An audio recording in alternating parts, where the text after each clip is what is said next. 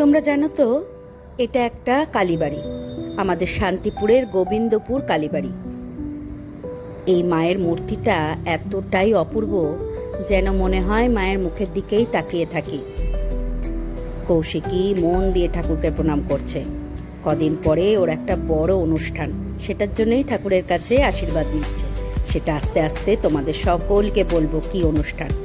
যেহেতু বিশ্বকর্মা পুজোর দিন, তাই অনেক গাড়ি পুজো করতে এসেছে এখানে। আমরা কি জন্য এসেছি সেটা একটু পরেই বলছি। বিশ্বকর্মা পুজোর দিনও বৃষ্টির শেষ নেই, আমরাও গাড়ি পুজো করতে এসেছি। এই যে নতুন স্কুটিটা দেখছো, এই স্কুটিটা আমরা নিয়েছি। কেমন হয়েছে বলো তো?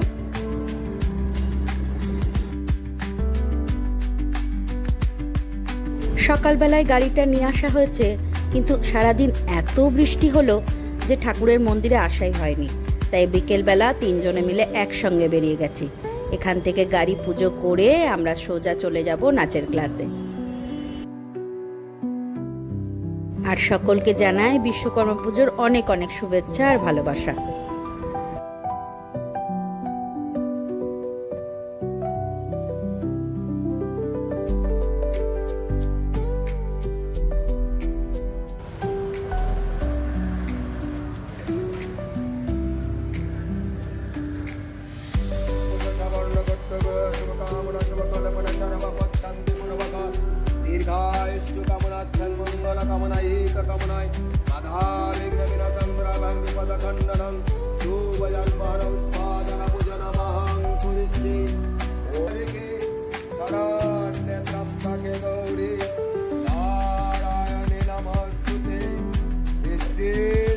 বিনাশনং শক্তিভূতে সনাতনে গুণাত্রয় গুণাময়ে কাত্যায়নি নমস্তুতে।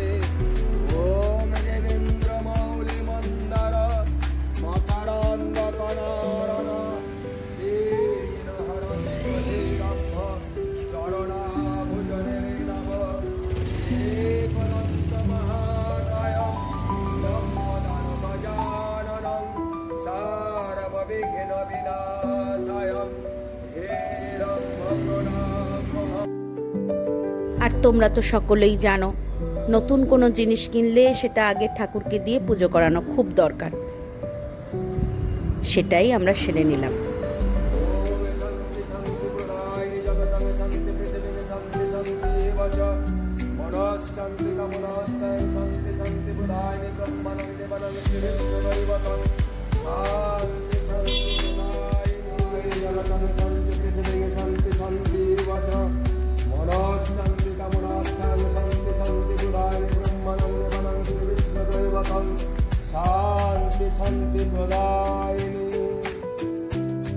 তাহলে চলো, বিশ্বকর্মা পুজোটা আমরা এভাবেই কাটালাম। আর ভিডিওটাও আজকে এখানেই শেষ করছি। দেখা হচ্ছে আবারও একটা নতুন গল্পের সাথে। ততক্ষণ সবাই খুব ভালো থেকো, সুস্থ থেকো, সাবধানে থেকো। আর ভিডিওটা কেমন লাগলো সেটা অবশ্যই কমেন্ট বক্সে জানিও। ভালো লাগলে একটা লাইক দিয়ে দিও।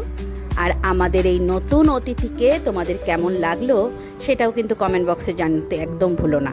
দেখা হচ্ছে খুব শিগগিরই আবারও একটা নতুন গল্পের সাথে।